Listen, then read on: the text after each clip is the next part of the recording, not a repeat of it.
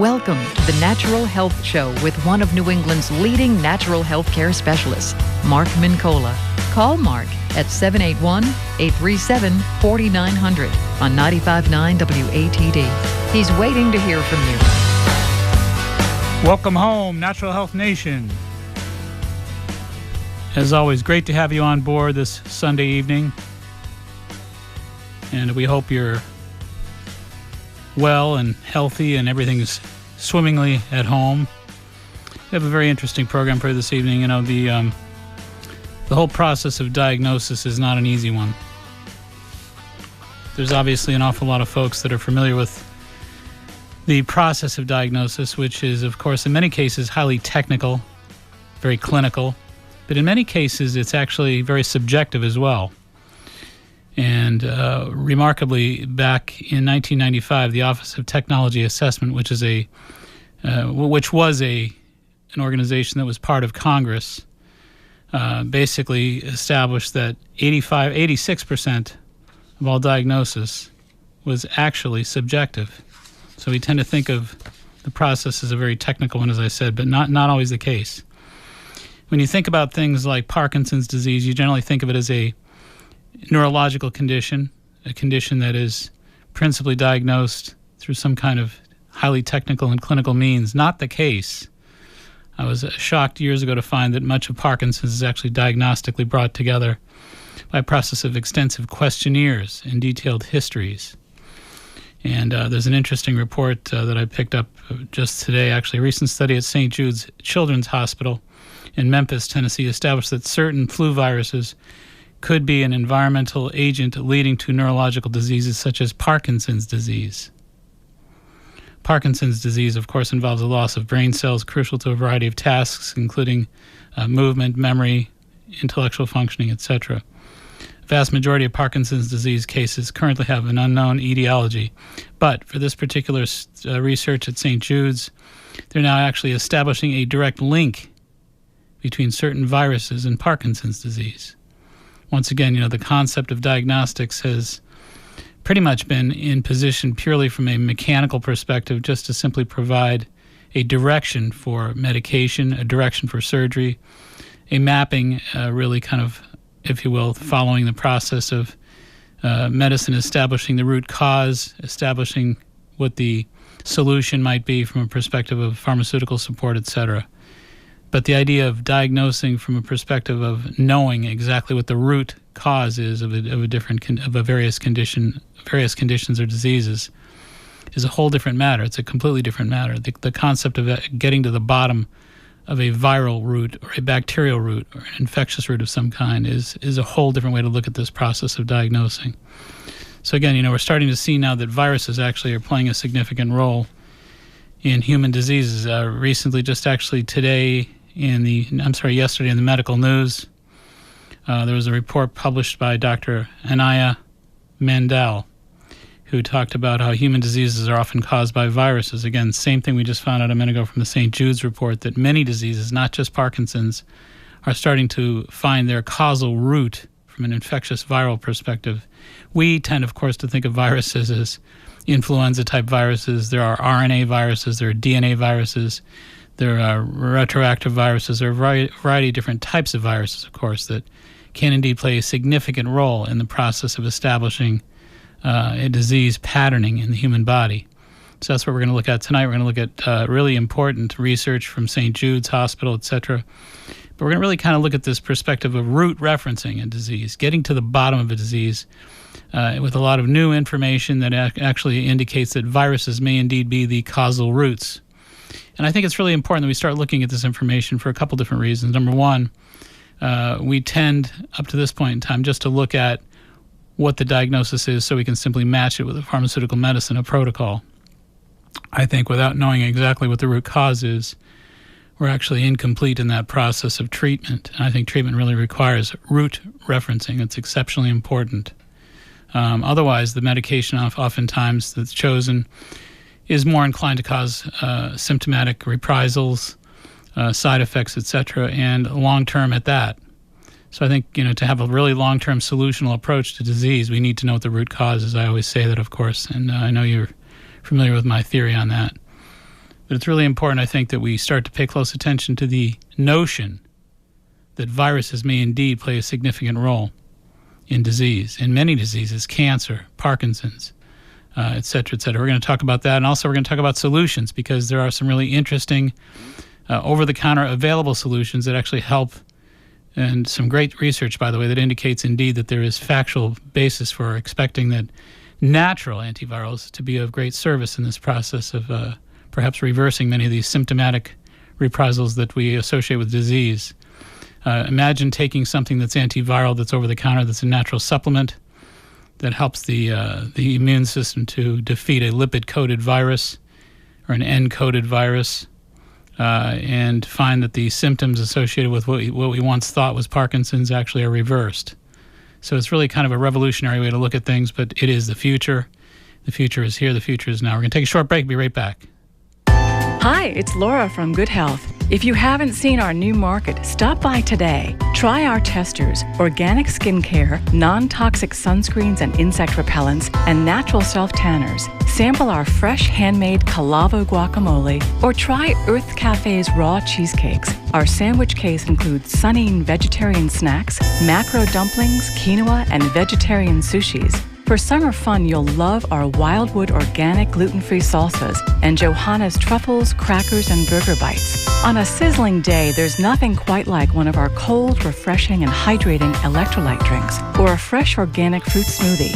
Come by Quincy or Hanover and cool off. Grab a healthy snack at our demo table, pick up free nutrition samples, protein packets, and literature at checkout. 7 days a week, the best products and the most delicious foods available at our everyday low prices. Summer at the new Good Health. It doesn't get any better. Thanks for listening. You know, when most people hear the word allergies, they think only of hay fever-like symptoms associated with airborne pollen, dust, and mold. But did you know that many experts estimate that between 60 and 80 million of us suffer from immune-related food allergies without even knowing it? Furthermore, food allergies often contribute to serious health problems such as autism, irritable bowel syndrome, ADD, headaches, and chronic ear infections. Now, there's an effective way to identify and eliminate both your food allergies and the troubling symptoms that they aggravate. Allotest Medical Labs at foodallergy.com offers a full complement of clinical, environmental, and food allergy testing to help you get to the root of your allergy problems. Allotest also provides you with a comprehensive rotation diet, lifestyle booklet, and a wallet card to help you live food allergy-free and stress-free. Do you wonder if you or your loved ones are among the 60 to 80 million food allergy sufferers in America? If so, log on to Allotest Medical Labs, foodallergy.com. Talk to your doctor about ordering a food allergy test from Allotest Medical Labs today. Foodallergy.com. Make sure the food you're eating isn't what's depleting you. Now, back to the Natural Health Show, sponsored by Good Health Natural Food, Allotest Medical Labs, Santee Holistic Center, and Healthy Living Magazine. Alrighty, welcome back. Hey, it's great to have headphones at work. I got to give you a little inside radio stuff. If you have headphones that don't work, you're in deep doo-doo, and I just was, because one side worked, the other didn't. So here we go. We got the phones are working now, and it's back to radio. Great to have you with us. I mentioned the Office of Technology Assessment a little while. The Office of Technology Assessment was an office of the United States Congress up until 1995, and they filed a report for Congress back in 1995 that the practice of medicine is 86% subjective, 86% diagnostically subjective. So that's, I think, an important point, that diagnosis is not as clear-cut as we think. It's a complicated issue. It's a complex issue. And there is indeed a great deal of subjective guesswork in it. And a lot of great professionals, of course, are responsible for that kind of guesswork, and generally, I think, do a pretty fine job. But it is not hard and fast, especially when you're in the area of viruses and infectious diseases. And, again, when you're thinking about something as nebulous as Parkinson's, which is a very serious issue, but the process of diagnosing it is so profoundly subjective. It's based largely on questionnaires, again, history, et cetera. But this new report that was in the Parkinson's issue, the Parkinson's report, the National Parkinson's Foundation magazine, a recent study at St. Jude's Children's Hospital in Memphis, Tennessee, establishes that certain flu viruses could be an environmental agent leading to neurological diseases such as Parkinson's. Parkinson's disease, of course, involves the loss of brain cells crucial to a variety of tasks, including movement, memory, intellectual functioning, etc. The vast majority of Parkinson's disease cases currently have an unknown etiology. However, again, this particular link is one that's being looked at very extensively and very intensively as we speak. And what they did is the researchers at St. Jude's found that mice infected with a particular strain of bird flu, the H5N1 avian influenza virus, developed neurological damage very similar to that which is seen in Parkinson's. This is an influenza virus, and this influenza virus first infects the lungs and then swiftly infects neurological neurons located in the stomach and the intestines. And the influenza viruses then use the connections of these neurons to travel into the brain, where it first infects a small group of cells in the brainstem and then spreads. And it infects the midbrain, including the dopaminergic neurons. Again, when you think about Parkinson's is an inability to produce receptors for dopamine, which again is a neurotransmitter that actually activates the brain and sort of guides the brain in the proper direction for speech and movement, and et cetera, et cetera. So this particular research study, fascinating, again, finding that mice infected with the specific strain of H5N1 bird flu, avian influenza, the avian flu as it were, really developed Parkinson's for all intents and purposes. And basically it worked its way into the cerebral cortex, which is the neurological center of the brain, the junction box, as it were, of the brain. In relation to Parkinson's disease, what these researchers found: animals infected with the influenza virus had a 17% loss of dopamine neurons in the substantia nigra of the brain, which, the same neurons lost in folks suffering from Parkinson's and the Alzheimer's and Lou Gehrig's, etc. So these neurological brain diseases are essentially what these researchers at St. Jude's have correlated that the H5N1 can really induce in animal studies. Now, there's a great deal of research, again, that's going on as we speak. But the really remarkable part of this is that medicine has, for all intents and purposes, up to this point in time, not really looked particularly in detail as to what the root causes of disease are. They look at what the diagnostic criteria for a given set of symptomatologies reflect, so that medication can be prescribed, surgery, etc. But more and more research every day is starting to create a link, a direct link with viruses. When a cell is infected with the virus, several effects are observable. What ends up happening is there's a maturity of the virus at a cellular level, at what's called a daughter cell level. The viruses produce daughter cells that are called daughter cells, which break the cell and spread elsewhere to the body. This is called a lytic, L-Y-T-I-C, lytic infection. So that's the way the virus spreads, through these daughter cells. And the viruses can persist in that cell without any kind of damage, using it as a carrier. So using your cell to sort of coerce it into doing its bidding, helping itself by gaining a sense of control over your cells. So the persistence of these kind of infectious spreading into the various sections of the brain, such as the researchers at St. Jude have identified, really do a number on movement, memory, intellectual functioning, et cetera, et cetera. So again, that's really the remarkable part of this, that viruses, flu-type viruses, influenza, avian flu, bird flu, can actually induce the effects of Parkinson's. And I'm sure that you know that many folks that I've worked with over the years who are diagnosed with conditions such as MS even, when I got them off wheat allergies, literally, that their symptoms stopped. So, I'm part of a 30 30-year pioneer effort, if you will, that has identified with a lot of different diseases that, in a sense, were really being masked with food allergenesis, causing problems in the body and the brain, mimicking symptoms that produced what you would identify with a classic diagnostic criteria, a disease X, Y, or Z. But what we're really starting to find ourselves compelled to look more deeper at is the root cause, and in this case, being infectious, being viral. The other thing I'd say about that is the world of medicine, orthodox contemporary medicine, is not great at certain, it's like anything else.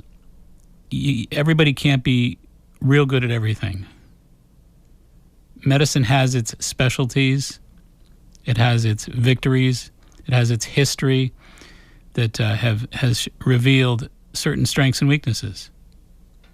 Viruses, in my opinion, my humble opinion, are among its greatest weaknesses. The idea of identifying with viruses, treating viruses, even worse. There's not much they can do for viruses. And viruses have mutated. They have become pleomorphic. They've changed their forms. They're playing games at a higher level than our ability to keep up with. Viruses are pleomorphic. They're ever changing their face. They're ever changing their identity. They're getting more clever. They think. Viruses actually have the ability to think, to change, and to strategically outguess the human immune system. And many physicians who try to compete with these viruses, keep up with these viruses. So viruses are winning many a battle right now. And it's also my contention that the world of natural medicine is outgunned as it is, pharmaceutically speaking, by the mere numbers of economics. In other words, the pharmaceutical industry has the money, has the power, has access to your ears and eyes through television marketing, etc. Natural medicine doesn't have those guns, doesn't have that power, as you all know. But one thing that I can tell you for sure is that viruses are more comprehensively and more effectively managed from natural medicine, from a perspective of natural medicine. So I believe natural medicine doesn't have too many areas where it can actually compete with the power of the power of orthodox medicine. But viruses in general, whether they're mutated viruses or not, is one area that I think alternative medicine has an edge. And the research proves that. The research bears that out. We're going to talk about that. So, number one, there's a root cause to diseases such as Parkinson's. And the other component here is disease is not easy to diagnose. As we said earlier, diagnosis of diseases is largely subjective. It's not an easy process. And there's an interesting article that I found here, the 13 most difficult diseases to diagnose. ALS is number 1, fibromyalgia number 2, lupus number 3, Crohn's disease number 4, Cushing's disease number 5. This is kind of like an editorial. It goes into great detail. The author sort of goes into great detail as to why they were chosen. But give or take one or two of these things that you could debate or argue, they're pretty logically and pretty sensibly formatted here. So the 13 most difficult diseases to diagnose. ALS number 1. And again, a neurological condition that's largely subjective in its evaluation. Questionnaires, history is evaluated and observed. Beyond that, there's not a whole lot that you can do. There's, of course, EMG, there's NCV tests, there's blood and urine, spinal taps, x-rays, MRIs, but for the most part, it's going to come down to a thorough neurological examination and then a subjective expert assessment. Very tricky to treat, very tricky to diagnose and treat, though. Number 2, fibromyalgia, of course, that's pretty nebulous, and I'm sure most people agree. Lupus, Crohn's disease, Cushing's disease, celiac disease, chronic fatigue syndrome. There's still a lot of physicians who say that doesn't even exist. Try telling the people who suffer from it, though. Number 5, Lyme disease. one of the things we're going to talk about in a little while is the University of San Francisco has an education newspaper. Kristen Bohl actually just put a piece on May 3rd. Tick-borne Lone Star virus identified through new super-fast gene sequencing. So they have this new way to identify with super fast gene sequencing means these different viruses, how we can identify different viruses. Pretty remarkable. But a tick-borne, indeed. You're thinking of Lyme disease that produce these serious Lyme-type viral bacterial infections. Everybody's familiar with that. Well, now you can get familiar with this new research from the University of San Francisco that says ticks are now carrying viruses. Tick-borne Lone Star virus, to be exact. Pretty remarkable story there as well. We're going to come back to that. Number 9, Parkinson's disease, which we just spoke of a minute ago. Depression, bipolar disorder, number 10. Depression, bipolar. Number 11, hypothyroid. Number 12, multiple sclerosis. Number 13, mesothelioma. So these are, by this particular editorial's judgments, the 13 most difficult diseases to diagnose. But again, it just speaks to the notion that it's not an easy game to play. And when you're dealing with something like viruses and you do not have a good track record contending with viruses, then we may consider the options of what alternative medicine has brought forth in terms of treatment. Now, we're going to talk about that in a minute. Let's go to Bill on the lines. Bill, welcome. Hi, Dr. Mancola. How are you? I have a couple questions relevant to what you were just talking about. Sure. The first is there any... I have a dear aunt who has Parkinson's, and she's about 75, 80. Are there any alternative treatments for Parkinson's these days? Well, there are. There's again, the tack we're taking tonight is this idea that there's an awful lot of new information that seems to suggest that viruses may be playing a significant role, the avian-type viruses. Right. So I'm thinking to myself, viruses keep popping up more and more and more in these various conjectures about the root cause of disease ABC. Mm-hmm. And so I'm thinking to myself that there are a couple natural antiviral substances that are quite powerful. BHT, butylated hydroxytoluene, BHT. BHT, yes. Now, all BHT is it's a food additive. Now, digging way back into my memory cells 10 years, isn't BHT possibly considered toxic? Yes, no, it's no. Marginally so. The research seems to indicate that in really high doses, like 3,000 milligrams or higher, it causes dizziness, and that's about it. I see. So we're talking about research that was done 25 years ago, and published study that appeared in the journals in the journal Science, showing that a common food preservative, as you and I know, as BHT, inactivates the lipid-encoded nature of the virus, the protection of the virus. Viruses protect themselves, these lipid-encoded viruses protect themselves with fat. They sort of weave this shield of lipids or fat around themselves so that your immune system can't get at them. Butylated hydroxytoluene, or BHT, has a knack for stripping that lipid layer and making the virus vulnerable to immunity, so your immune system can finally get at it and whack it. So that's a possible way to deal with... neurological conditions, and to see if there's an improvement. Parkinson's. Yeah, because of what we read earlier, the idea that there's specific areas of the brain that these viruses obviously have a knack for attacking and breaking down, moving all the way to the cerebellum reflex through the midbrain. Right. Anything besides BHT?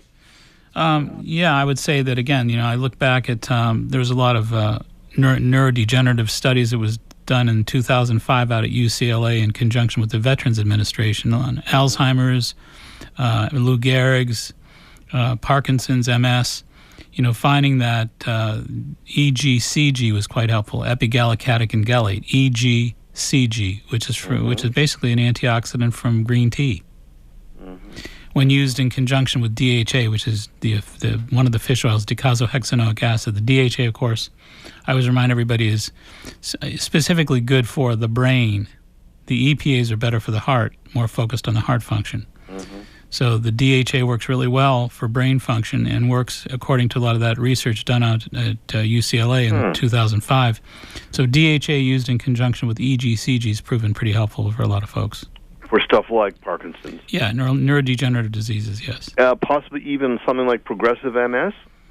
Yeah, again, I would definitely not hesitate. Again, these are safe over-the-counter things that are easy to take a free pass with and maybe try. Has anybody attempted? Have you got any anecdotal data about people that have tried this? Either you in your practice, or other people had any luck with things like Parkinson's or MS? I recommend these. I recommend these routinely, and we have seen some improvements with some of these. Yeah, I've never used the BHT. This is a new concept for me that I'm really excited about working with. I think this whole idea of antiviral is something that I'm really pretty turned on about, pretty excited about, and continue to work with. So you have seen some improvement amongst your patients? Yes, with the EGCG and the DHA combination together.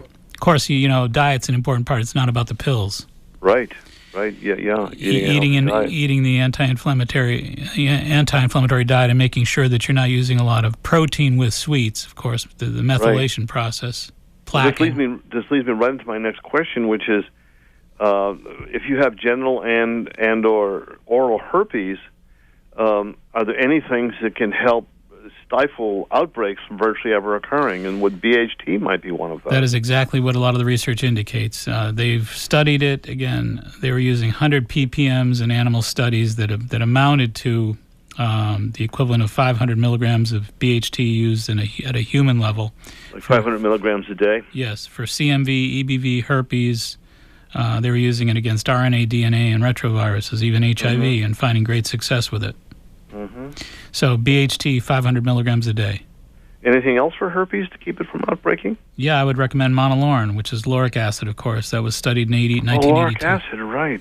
Studied by Dr. Kabara in 1982 down at the Center for Disease Control in Atlanta. Found great results there. So there's the two natural solutions, the BHT, 500 milligrams, and monolaurin, I would say 600 milligrams for a day. By the way, last week I heard you were talking about pregnenolone. Yes. For stimulating production of generating some hormonal balance. Yes. Right, generating hormonal balance, particularly testosterone, with low testosterone. And so I went and I had got a bottle of it, and it said, be careful because it can trigger BPH prostate, which I already have.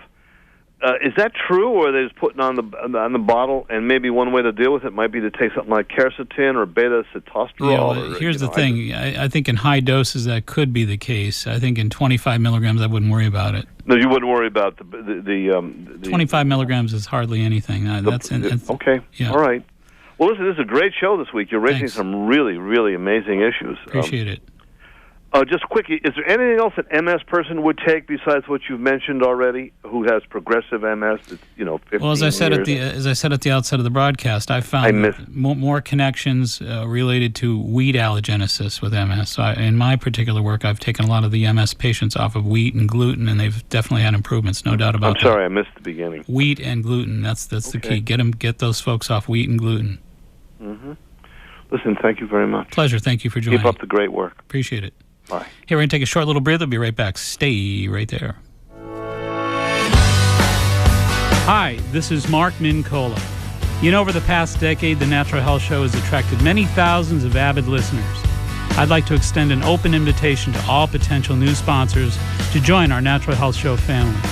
If you own a Heart Smart lighter fare or seafood restaurant, a fitness or day spa, or if you're an allied health professional or coach, the Natural Health Show is the perfect place for you to make the direct connection with your demographic target. If you really want to zero in and aim the message of your vision directly at those who want to most know about it, join the Natural Health Show family of sponsors. I promise you'll be glad you did. For information, call Candida at 781-834-2728. That's 781-834-2728. With the burgeoning growth of the Natural Health Show, now's the perfect time to share in that growth together.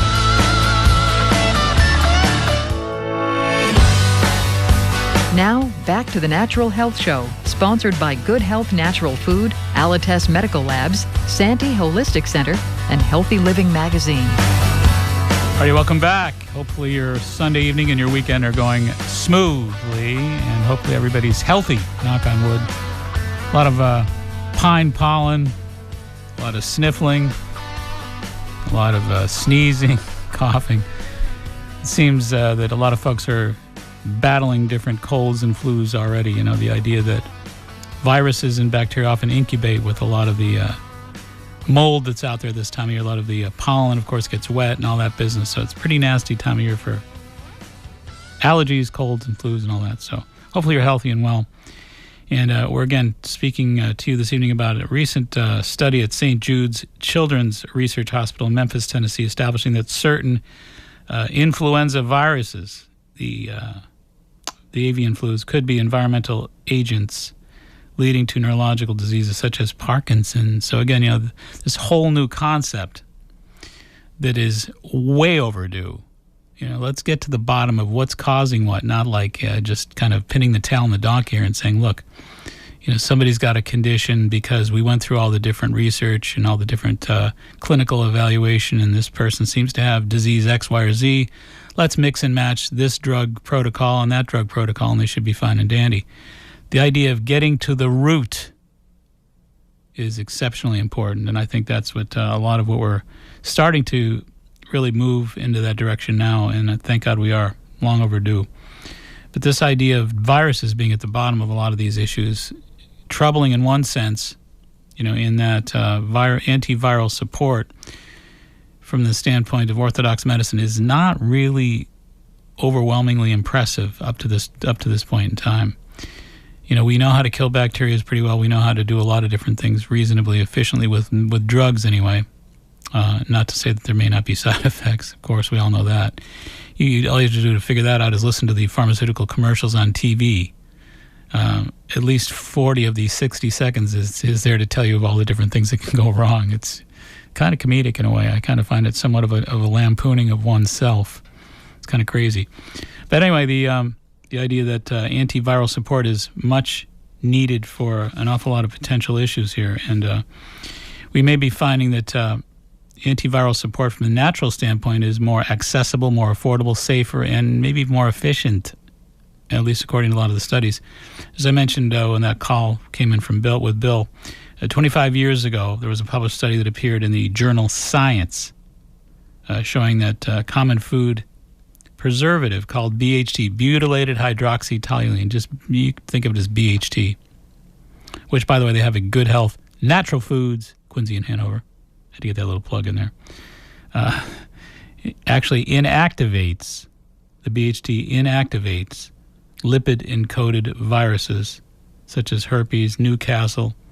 The Newcastle virus is one of the avian viruses. I believe it's an RNA virus. No, yes, it is an RNA virus, which is a flu-type virus.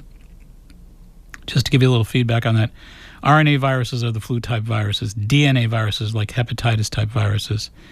And retroviruses are like the HIV-type viruses, as well as the cytomegalovirus, Epstein-Barr virus.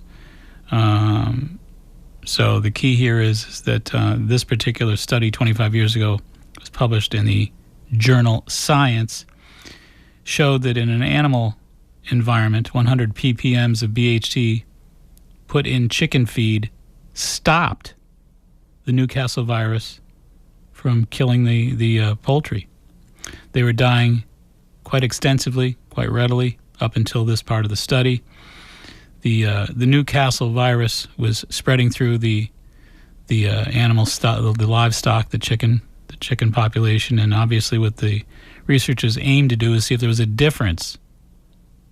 And indeed there was. The 100 parts per million of BHT put in the chicken feed stopped cold, absolutely stopped, put the brakes on 100%. The deaths of the chickens in this particular study, in the study environment. So the idea that what they found a conversion into a human dose. The conversion into human dose was 500 to 1,000 milligrams, I believe. Yeah, 500 to 1,000 milligrams of BHT at a human level would protect humans against cytomegalovirus, Epstein-Barr virus, herpetic viruses, etc. And that, again, Bill asked if there was any kind of nasty side effects. Not really. I mean, it's not considered as an extremely toxic substance, but they said at 3,000 milligrams or higher it could induce dizziness, which, of course, 3,000 is absurd. 500 is all that's necessary. In fact, there's one company that makes 250 milligram tabs, or caps, I should say. So 250 to 500. I think 500 is probably a pretty reasonable number. But there's another great study that I always mention that was part of some remarkable work that was done back in 1982 by Dr. John Kabara from Michigan State University at that time. A gentleman that I've spoken with a number of times, a fine gentleman, refused to come on the program because he was afraid. If he mentioned the research that he'd performed, he was afraid of reprisals. I tried to coax him to come on, and I couldn't get him to do it. Great guy, nice gentleman, fine gentleman. Again, 1982, Dr. Kabara studied at the Center for Disease Control in Atlanta, excited about his findings that lauric acid, or monolaurin, which you all know about by now, indeed had the ability to strip the enveloped lipid coating around these lipid viruses. These viruses such as H5N1 that we're talking about, which are encoded viruses. Dr. Kabara found that indeed small doses of lauric acid could strip the lipid coating, rendering these viruses unprotected in the face of immune exposure. So your immune system can then efficiently do away with these viruses. So we're talking about cytomegalovirus, Epstein-Barr virus, herpetic viruses, H5N1, avian flus, Newcastle virus. And these are exactly what a lot of these researchers are currently looking at. That the avian-type flus, the Newcastle viruses, the bird flus, the animal flus. And again, most folks don't know where viruses come from. But there are specific patterning routes, if you will, and specific residencies, if you want to call it. Animal reservoirs is what they're called. So the influenza actually has animal reservoirs in birds, pigs, and horses. Rabies, bats, dogs, and fox. The hantavirus in rodents. The Ebola and Marburg viruses in monkeys. HIV 1 and 2. Chimpanzees and monkeys. Newcastle virus, poultry. West Nile virus, birds. So, again, these studies are indicating that there are natural substances such as butylated hydroxytoluene, or BHT, and they're also indicating that lauric acid from coconut oil have the ability to protect against these type viruses that are showing up repeatedly now in this sort of recent research, this new kind of search, if you will, that is trying to kind of correlate a causal root for many diseases such as Parkinson's. And indeed what they're finding is that they're successful in animal studies at breaking these lipid-coated viruses down. I want to just grab this little piece too here that I found actually in the Medicine News. I'm sorry, it's called the Medical News from today. Some viruses may incorporate their DNA and into a host DNA, with effects on the control of cell growth. This may sometimes lead to transformation, in other words, a tumor. However, integration does not always lead to transformation, does not always mandatory for transformation. The association of viruses with tumors in animals was first suspected 90 years ago, but only in the 1960s was a virus, Epstein-Barr virus, shown to convincingly be associated with human tumor growth in Burkitt's lymphoma.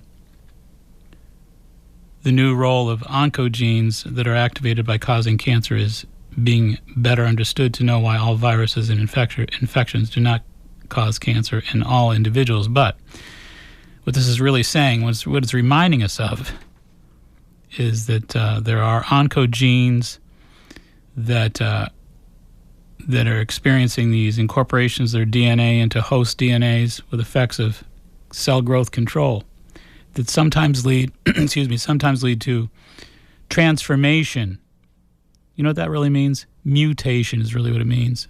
Transformation or mutation. In other words, tumor growth caused by a virus. And in this case, Epstein-Barr virus was already studied and implicated as such. Epstein-Barr virus is not very uncommon. I see hundreds of people every year that have been blood tested positively for Epstein-Barr virus.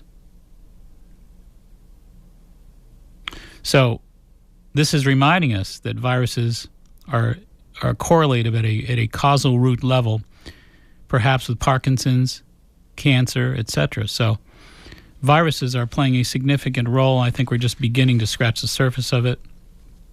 I think we're just beginning to care about root referencing. I think for years all we've cared about was getting the collar on the problem so we could find a correlative strategy for pharmaceutical medicine. Now, because of genetic research, we suddenly now have some interest in some reason to generate revenue, which is always exciting to people in the area of deeper research, causal root referencing, causal root research. What is causing this disease?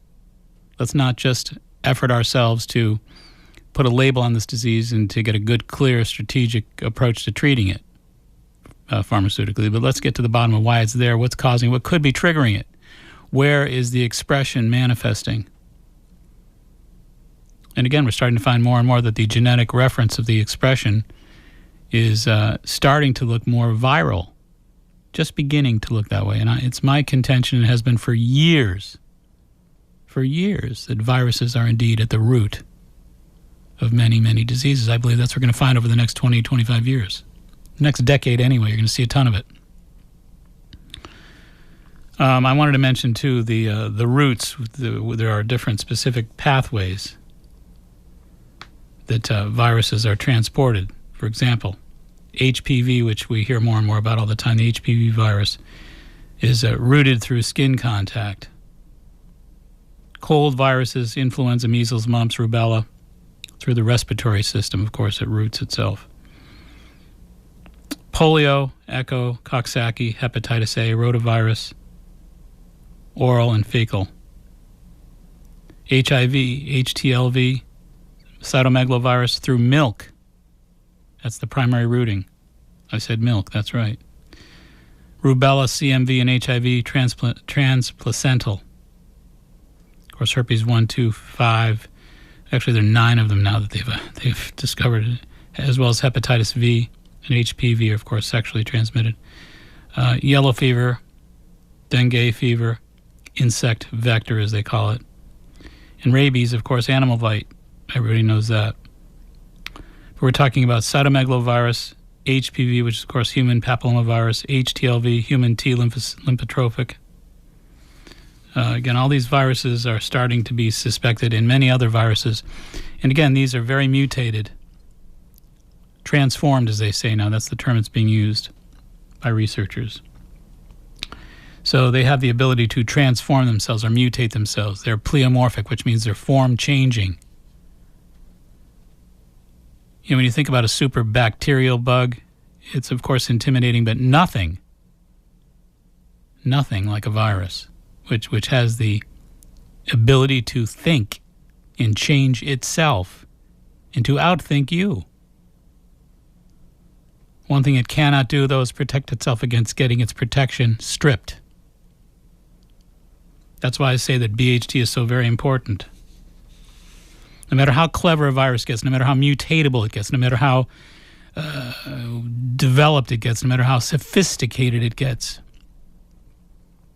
to transform itself and shift and change and really become a perplexing problem for your immune system to figure out, it absolutely cannot in any way, shape, or form stop the BHT or the monoclonal from stripping its lipid coating, which is its shield, its protection, its defense system. It is being stripped of its defenses with BHT and with monolaurin, which is kind of interesting because, again, most people in the genetic labs are thinking in terms of, well, how sophisticated and transformative are these viruses getting? How clever are they able to get? How much mutating are they capable of doing?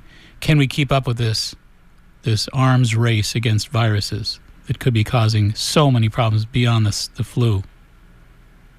And the answer is, who cares?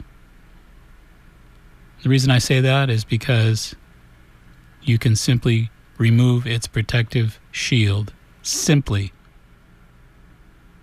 Butylated hydroxytoluene, BHT.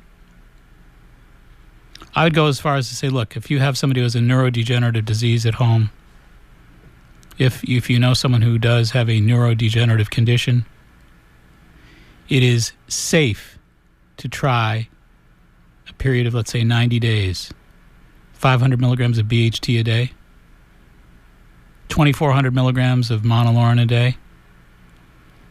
There's a food aspect to all this, too. Stay away from corn.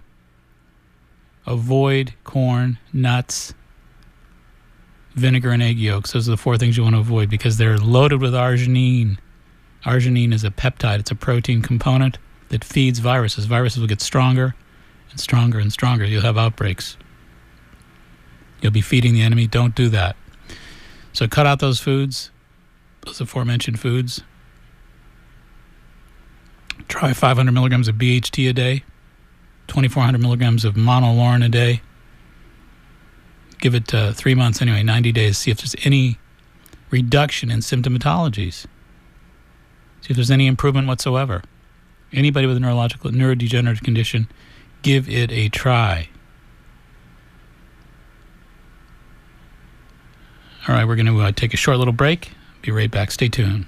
Are you one of the 20 million Americans suffering from neuropathy, shingles, or chronic nerve pain? In the last 3 years, many people have discovered excellent and affordable treatment for diabetic, post-chemotherapy, and other types of neuropathy and chronic pain. Dr. John Hayes, chiropractic physician since 1981 on Route 53 in Norwell, has had such astounding results with his unique neuropathy program that he's now teaching his remarkable system to doctors around the country. His most recent book, entitled Beating Neuropathy, remains a bestseller. In fact, Dr. John Hayes is the world's exclusive educator and trainer for Rebuilder Medical Technologies. Call Dr. Hayes' office 24/7 to schedule a free neuropathy analysis. Call 781-659-7989. That's 781-659-7989. Call now while free neuropathy analysis slots are open. Now, back to the Natural Health Show, sponsored by Good Health Natural Food, Alites Medical Labs, Santee Holistic Center, and Healthy Living Magazine. Hey, welcome back. As promised, we're going to talk a little bit just for a few minutes here about the University of San Francisco Education News Report about a tick-borne Lone Star virus identified. This is written May 3rd, this year, 2013, by Kristen Bohl, and it reads as follows. And it's really kind of touting the idea that they have a new super fast gene sequencing approach to surveil viruses. So they're starting to really get a better technological handle on how to observe viruses, identify viruses, which is always a good thing. Anyway, she goes on and writes that the tick-borne Lone Star virus has been conclusively identified as part of a family of other tick-borne viruses called, ready for this word, bunny A viruses. Yes, bunny A viruses, which often cause fever, respiratory problems, and bleeding, according to new research led by scientists at the University of California, San Francisco. And the team found that Lone Star viruses carried by the Lone Star tick is related to a group of human pathogens, including severe fever with thrombocytopenia syndrome virus, which is, of course, infected. I remember seeing that report back in 2008 in China. It's killed an awful lot of the farmers in China. What they call Benja virus, initially found in India, Palm virus found in Portugal, and Heartland viruses recently reported in the Missouri area. Farmers in Missouri have been dying from that. So Lone Star virus causes diseases in humans. That's the bottom line. Laboratory sequencing data suggests that this is a distinct possibility that indeed the Lone Star viruses could be disease-causing. And that was said by the principal researcher in this particular study. But the bottom line of it is we're seeing another carrier for viruses, of course, ticks. So there's going to be more research in this area, clearly. But once again, another indication that viruses are at the bottom of the pig pile here when it comes to diseases. So interesting story from a number of different perspectives. First of all, it's good to know that there's a super fast gene sequencing that is being employed here, because that means we're going to start getting better at surveilling these viruses and tuning into them and observing them, which is great. Good. But it's also troubling hearing that these researchers are making the connection that indeed there's a distinct possibility that this particular virus, this Lone Star virus, once again, a tick-borne virus, has the potential to perhaps cause or trigger some diseases as well. So troubling stuff in one sense, but encouraging in another. And again, I think the bottom line of it is that we have options. We mentioned BHT, monolaurin. I think that these are things that you might want to consider. If my guess is right, we're going to be moving in those directions pretty soon anyway. Check them out down at Good Health Natural Foods. Get on down there and take a peek at the monolaurin, of course, monolaurin. It's ecological formulas, monolaurin, 600 milligrams. I recommend at least 4 a day. And BHT, which I think more people are finding out about BHT because they've been out of stock for some time. So people are tuning into this stuff. They're learning about it, apparently. And they've always had a good supply of BHT. But anyway, just get down there and check it out, talk it out with somebody at Good Health. Do a little bit of Googling, a little bit of research on that too. BHT for viruses and antiviral. A lot of folks dealing with so many different antiviral needs these days. And one thing that I did not mention, I think is pretty important to mention, lysine, Lysine, lysine. Here's the deal. Remember just a few moments ago I suggested that when dealing with these retroviruses, these DNA viruses, these RNA viruses, these tricky, strategically wise, thinking, smart, highly maneuverable, highly transformable, mutatable type viruses, which are becoming more and more and more the case. Viruses have become more intelligent. They've elevated their IQ. With every generation, they get smarter. So viruses are really, unfortunately, a formidable foe, without question. They're getting trickier and trickier all the time. They're also pleomorphic, changing the way that they appear to your immunity, easily fooling your immunity. And as I say, one of the most important things is not to get sucked into that game of we got to be more clever than the viruses. We don't. Science will tell you that because there's money involved in it. The objective is strip its protection. If it's a lipid-encoded virus, it's shielded in fat. Strip it. Take the shield away and let it take its hits from your immunity. That's precisely what BHT and monolaurin do. But the real key thing here is that the food component that I mentioned a few minutes ago, the arginine-type foods, the arginine-rich foods, you will feed and strengthen these viruses.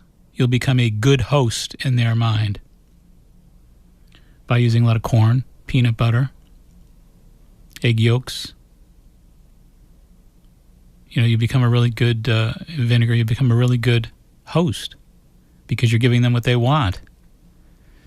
People talk to me about vinegar all the time. I'm so sick of this vinegar issue, by the way. I really am. Here, listen closely. Vinegar stinks.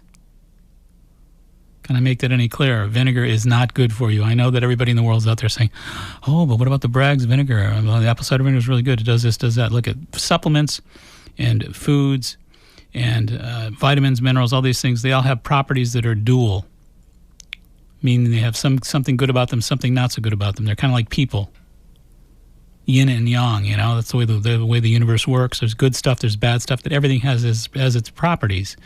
It's a matter of mixing and matching. It's who's using it, what they're using it for, and how do they tolerate it. There are no panaceas. There's no one thing that's good for everybody.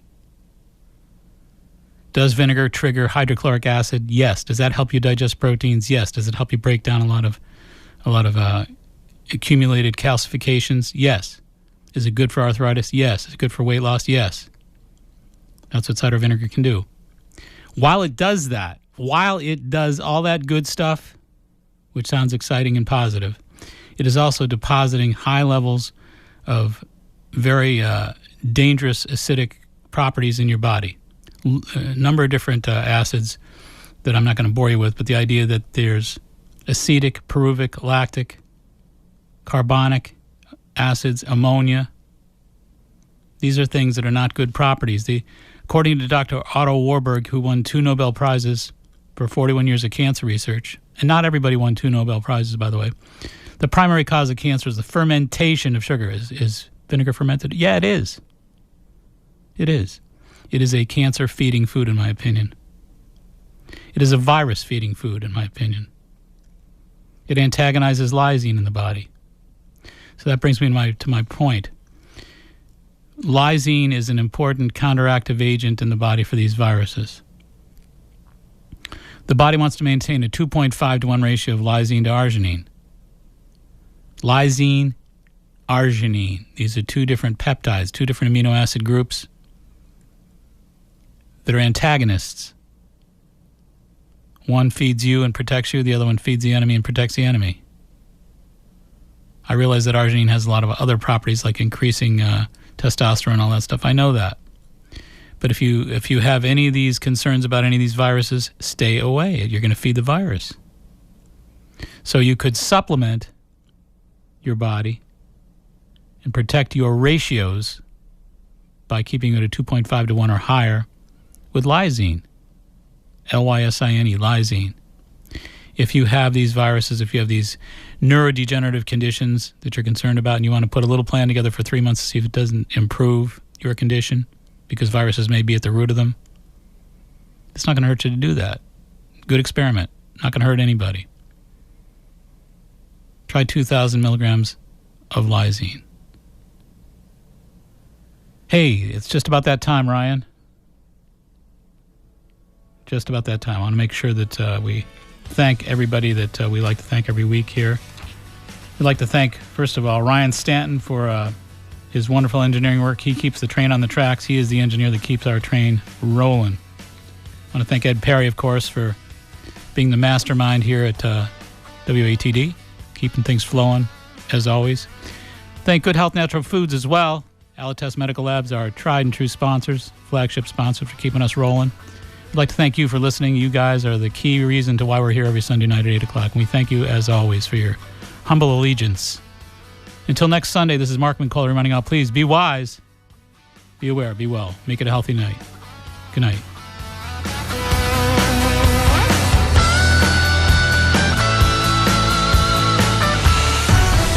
The South Shore's first